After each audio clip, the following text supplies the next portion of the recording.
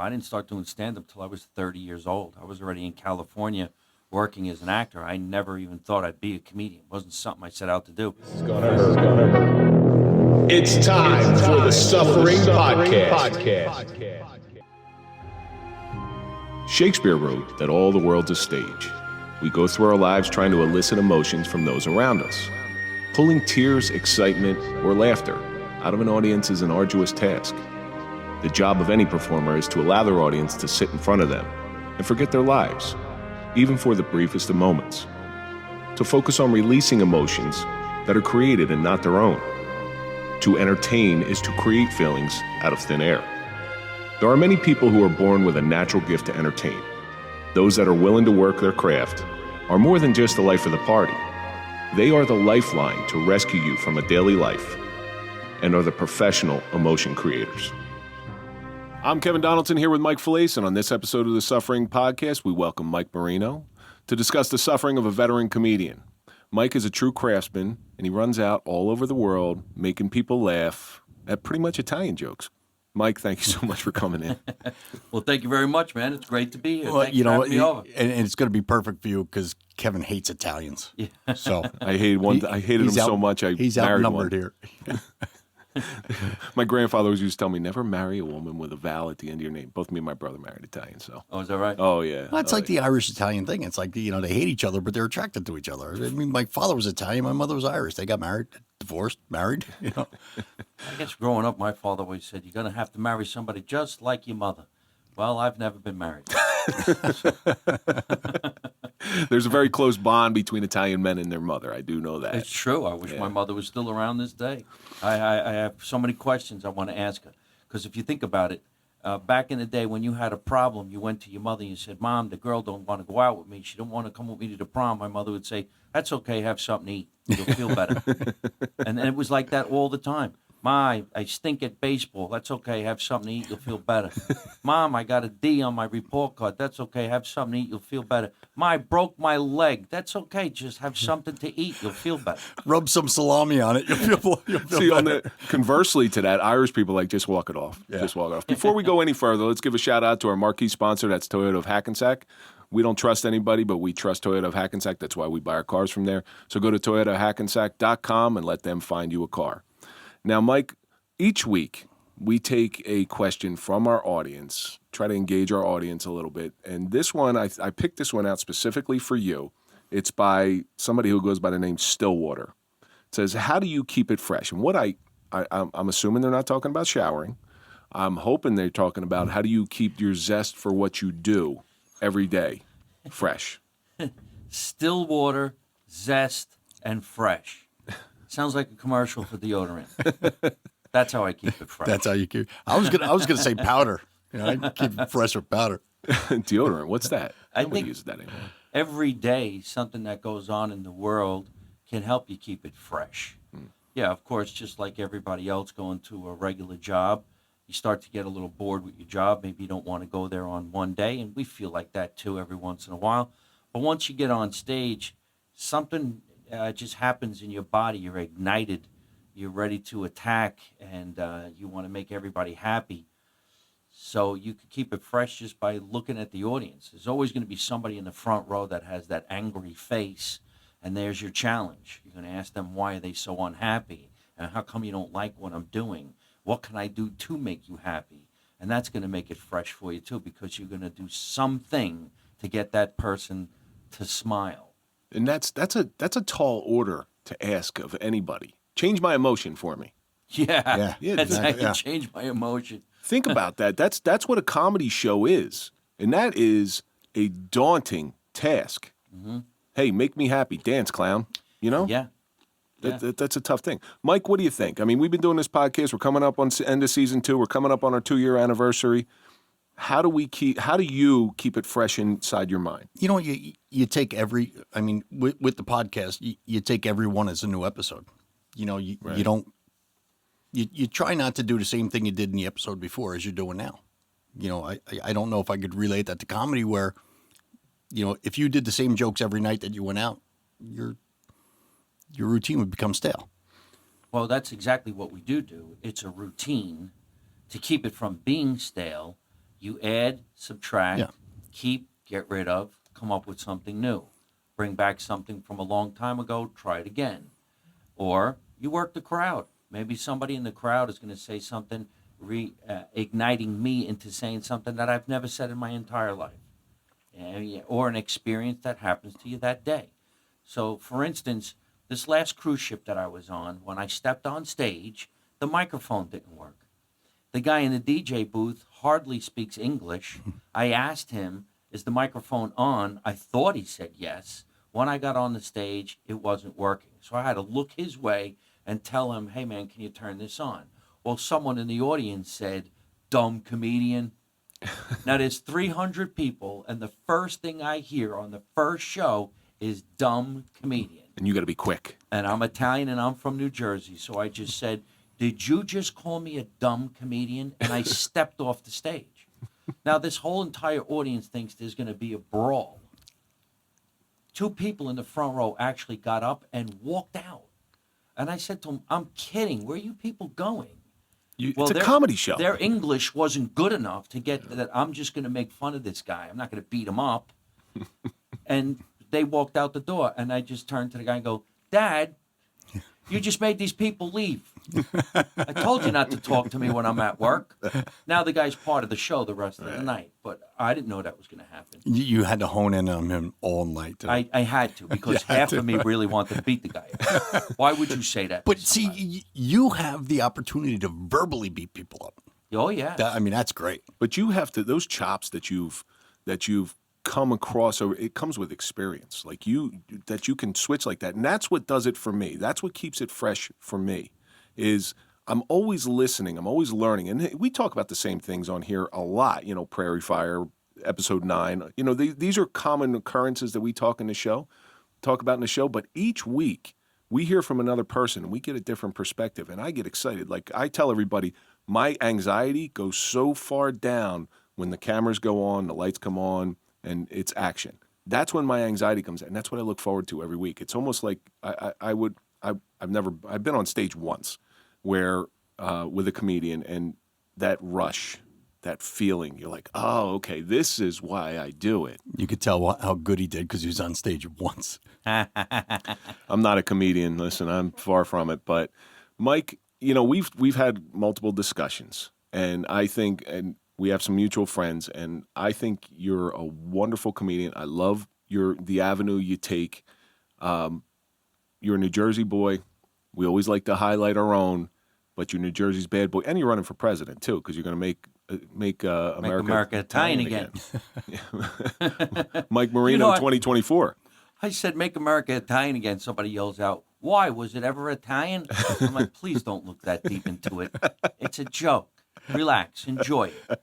Why don't you tell our audience a little bit about yourself? I grew up in New Jersey. I was born in Jersey City. Weren't we all? I think Margaret everybody. Haig Hospital? Yeah. Yeah, of course. Marion section. Yeah, so was my father. Grew up on Mallory Avenue, Williams Avenue. Grew up on the stoop, getting beat up by the neighbors. We finally moved to the suburbs out in Scotch Plains now. That's where Dudley Moore's buried. Scotch Plains? I don't know why I know that, but that's where Dudley Moore is buried. In Scotch Plains. Yep. I didn't know Dudley Moore was dead. Dudley Moore died of a brain tumor, and he was buried in Scotch Plains. I have no idea how I know that. Somebody's birthday just flew out of my head, but I know that. I mean, what? I didn't even know there was a graveyard that had people like that. It's not a graveyard. It's someone's backyard. Oh. It's Italian up there. Come on. Oh, it's under somebody's house. Oh, now I get it. It's under about a foot of concrete. He's in the stoop. Yeah. But Jimmy Hoffa's up there, too, I think. Scotch Plains, beautiful area. I love that area. It's a great town. I'm having a lot of fun being there. And I guess when I was about 5 years old, I just had this knack of impersonating television commercials. I would watch a commercial and I'd repeat it to my family. And they'd think I was just a nutty little kid. Then when I got to be 13, 14 years old, I just started going to New York City auditioning for TV commercials. So I had blonde hair and blue eyes, and I would say M&Ms or potato chips, and I'd end up making more money than my father. Really? Yeah. And this is you're talking what, 70s? I don't want to 70s. 70s. That's that's when comedy started to really, because you had the mountain comics in the 60s and the 50s. And then 70s, New York kind of blew up on the scene, right? Yeah, but I wasn't even part of the comedy wave. I didn't start doing stand-up till I was 30 years old. I was already in California working as an actor, I never even thought I'd be a comedian. It wasn't something I set out to do. In fact, when people were telling me I had a flair to be funny, I felt kind of offended. I'm like, man, I go to these theatrical acting classes, and you still think I'm funny? I'm trying to be a serious actor I here, did. and you're calling me. I'm trying to be a You serious call me actor a here. fucking clown. I'm funny. I'm funny. How am I funny? I'm funny how? What's so damn funny about me? Do Tell I me. amuse you? Like a clown? Like a clown. I'm here to amuse you. But that first time you got a laugh, was it a rush? You know what happened? I think I was 28, 29 years old. They had a comedy competition at a bar in Bayonne, New Jersey.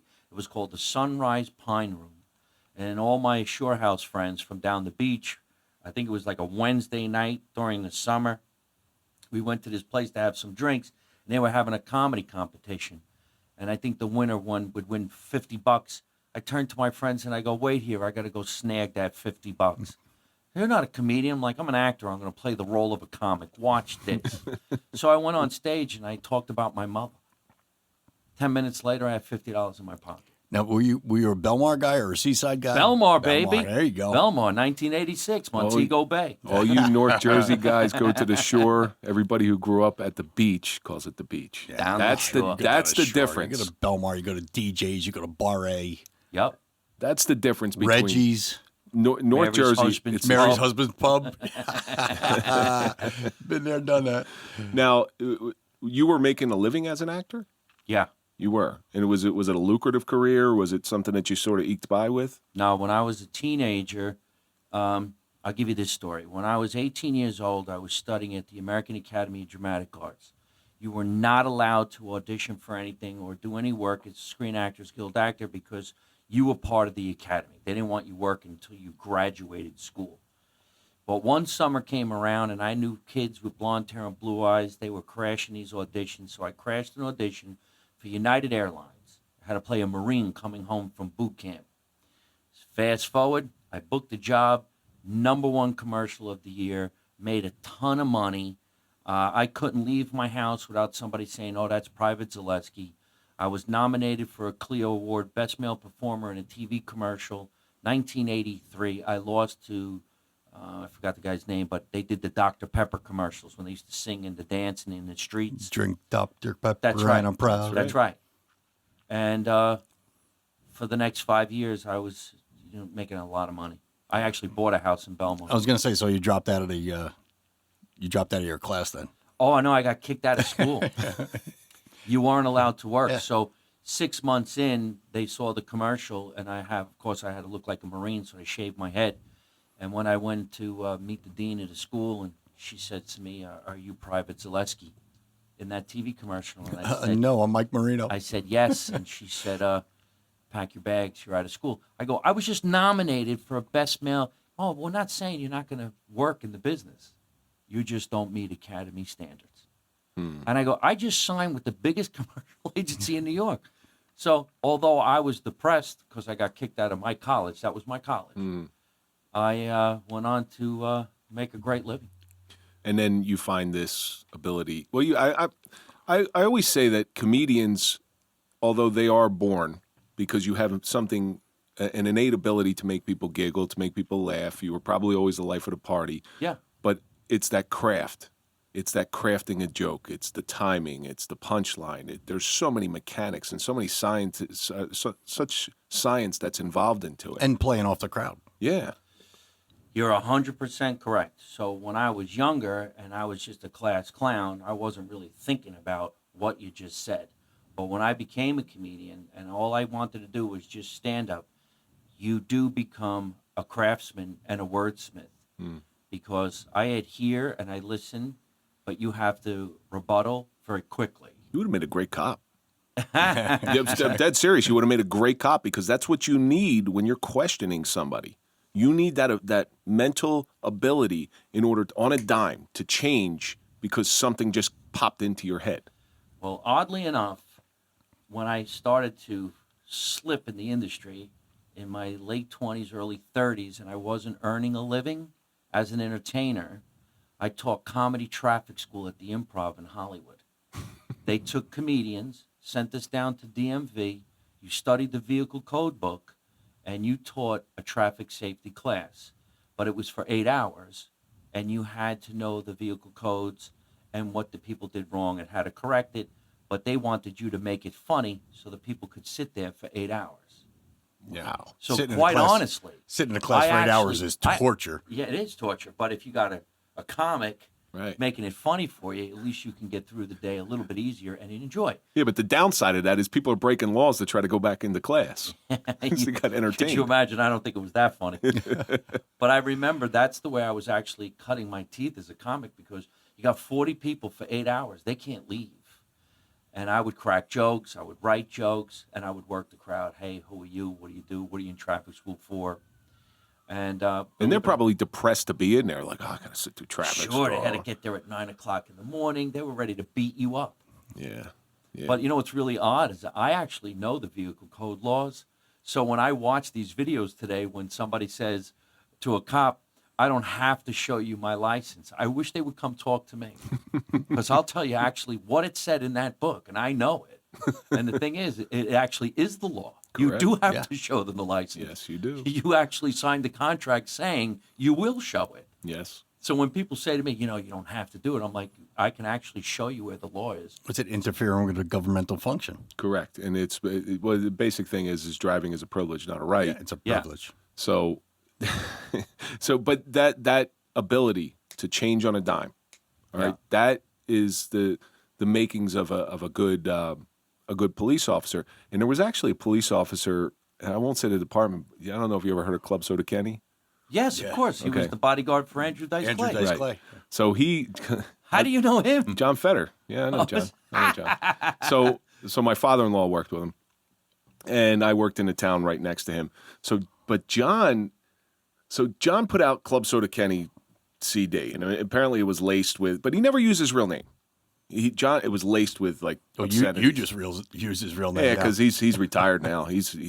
So his department fired him, and I never seen this happen. Within 3 months, he had his full pension, full 25 years, because he was right at the end of his career, plus a good payout because they fired him illegally because of that. He never once used his name. He never once did anything inappropriate. And of course, everybody took his words seriously. Like I'm sure they do with you. Like when you sit there and you talk about the Italian lifestyle, somebody's going to look and say, wait a minute, he's making fun of Italians. No, I'm making fun of myself, Right. So it was an odd thing, but they were wrong. And John, I don't know whether he's still doing it. I haven't heard from him in a while, so. When I was in California, after a couple of years at the Comedy Store, I went on tour with Andrew Dice Clay. It was me, him, and Sebastian Maniscalco, who's now one of the biggest Italian comedians in the world.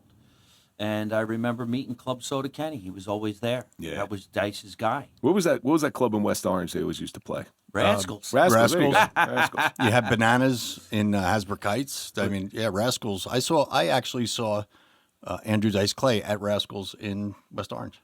Andrew Silverstein. Andrew Silverstein. Andrew Silverstein got his start on Different Strokes. That I didn't know. Yeah, he was on Different Strokes. Really? He was one of the bullies beating up Willis, as everybody did. But yeah, that's where Andrew Silverstein, and he's listed as Andrew Silverstein. But so I heard something about Dice. Dice started as a true comedian, and the Dice Man was a skit, a bit. Mm-hmm. And people loved it so much that he just became the Dice Man. Was that something similar to you? Like you had your own personality and I'm sure you turn it up a notch on stage, or is that who you are? Interesting enough, when I went to the Comedy Store to audition for the famous woman who owned it, Mitzi Shore, Mitzi Shore. Yeah. I was doing impersonations. I was imitating Sylvester Stallone and De Niro and all the Italian actors that all the guys would impersonate. So I went on stage and I did, this is Rocky talking to Burgess Meredith and whatever. And so the lady said to me, you didn't tell me anything about you. So no. And I didn't pass. I went back, I guess, another 3 months later. And she said to me, I want you to tell me about you. Tell me something about you. And I went on stage and I tried to do some impersonations and a little bit about me. And she said, no, you're not telling me anything about you. And I stood there. Am I allowed to curse on your show? You Absolutely. can say whatever. And I you went just like this. I go, you know what, lady? I don't even fucking want to be a comedian. My friend told me to come here because he says I'm funny. The pizza in California sucks. The traffic sucks. This place sucks. I don't even smoke. And why is that guy looking at me like that? And she goes, now that's you. And I go, it is? And they signed me to the club. I've heard your jersey came out, and you. Yeah. I've heard great things about Mitzi Shore, that she was able to bring things out of comedians that you didn't even know you had inside of you. Like, she was a real eye for talent. Yeah. Is that pretty accurate? That's exactly what happened.